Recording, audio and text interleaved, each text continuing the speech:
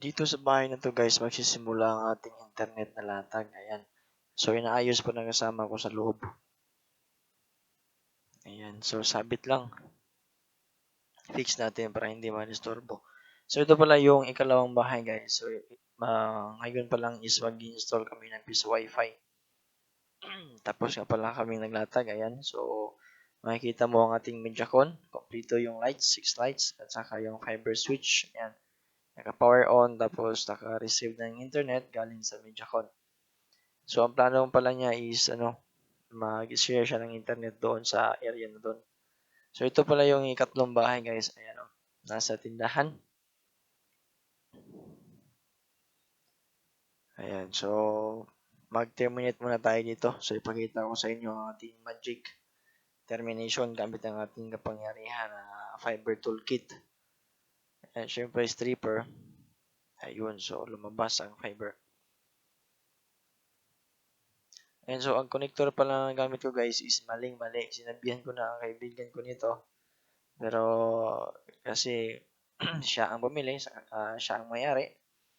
So, ayun. Ito na lang gagamitin natin. Ayan. So, mali to kasi yung binili niya is green. So, ang best performance pala ng Mediacon guys is yung blue. Kasi mga UPC pa yung Mediacon eh. So, connector na to is Korean brand. So, ang kagandahan is mayroon na siyang tissue. Ayan. So, may panlinis na siya. No need ka na magdadala ng alcohol. At saka,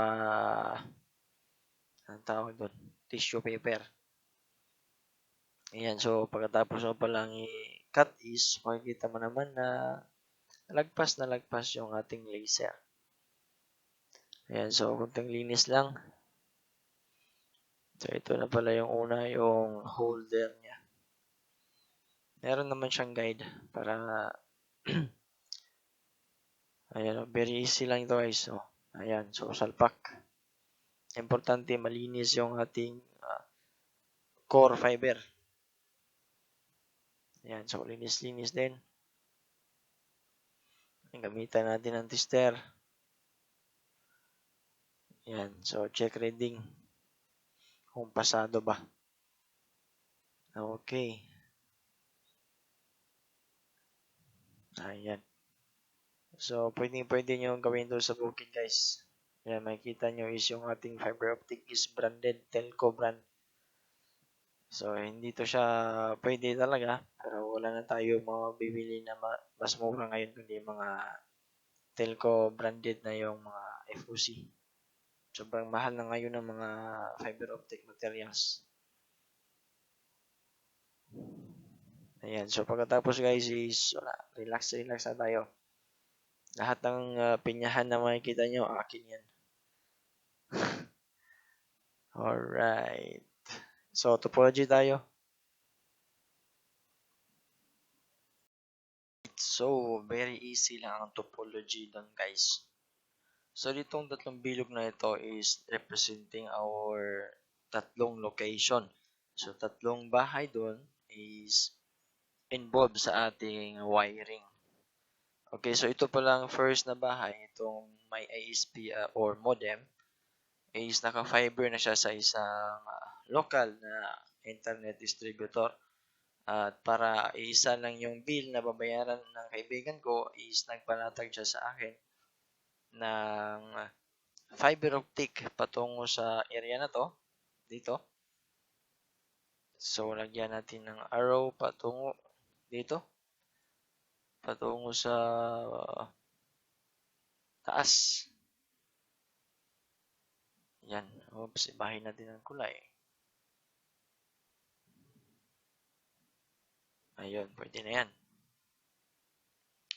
Okay.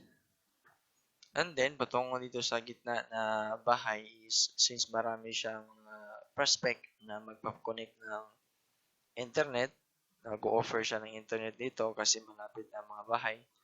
Kaya ang nilagay namin is fiber switch. Ayan. So, sa ating illustration is, 4 ports. Pero sa nilagay namin is 6 ports siya. So, tatlong A at tatlong B.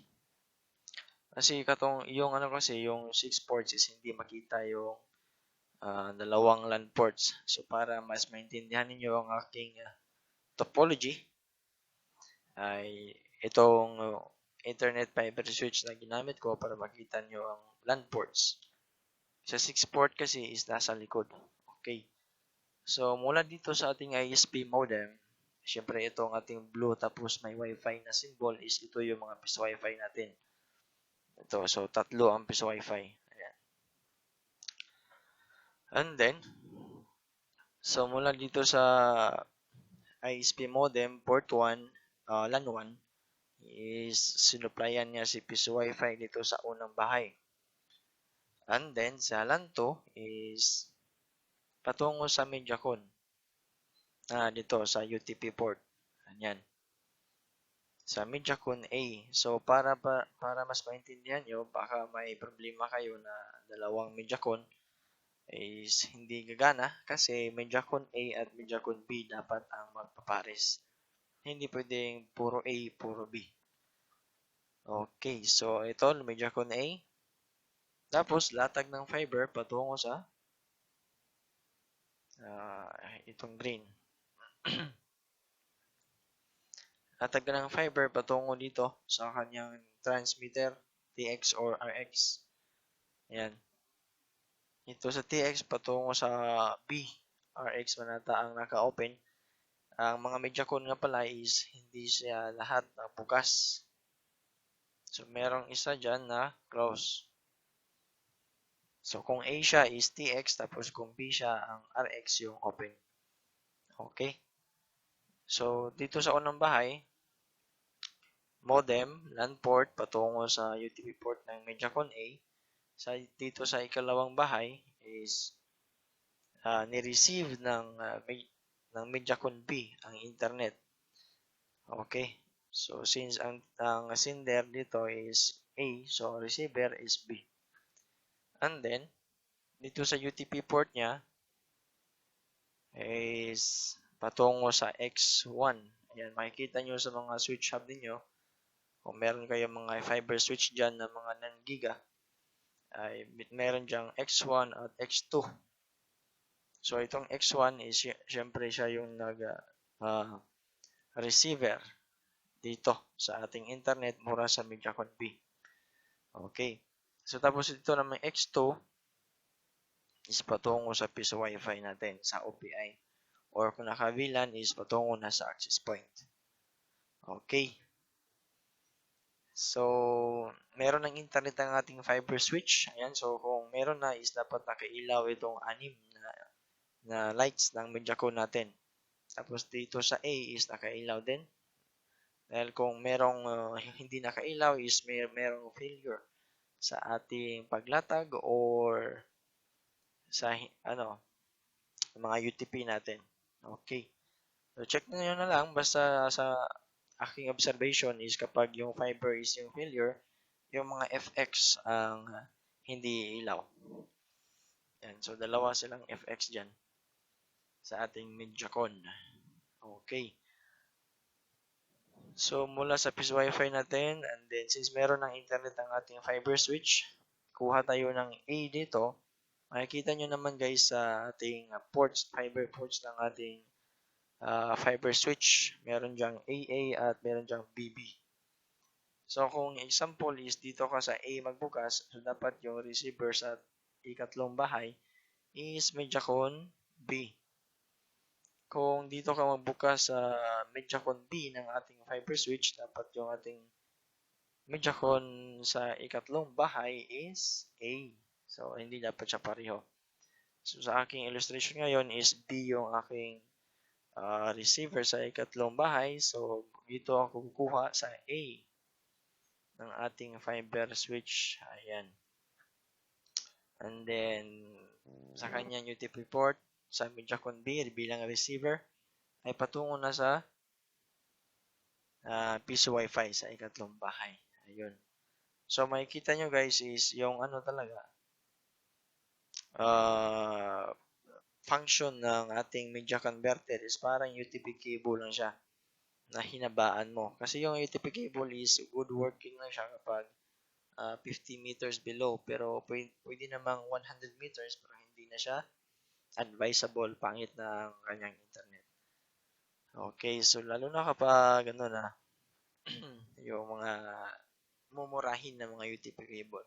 So para iwas sa wasted na mga internet packets ay gagamit tayo ng fiber optic cable. At para ma-transform natin ang fiber optic is gagamit tayo ng mga media converter. Kita mo naman dito sa ISP is UTP. Nagsimula siya sa UTP patungo sa Mediacon, tapos nag-end siya dito sa UTP pa rin. So parang UTP cable lang na hinabaan. Okay, so sana naintindihan nyo guys ang ating topology para sa video na ito. At kung meron kayong mga natutunan is please do subscribe and share na rin sa ating Facebook page. Kung may katanungan kayo is comment lang below or PM sa ating Facebook page. So thank you so much.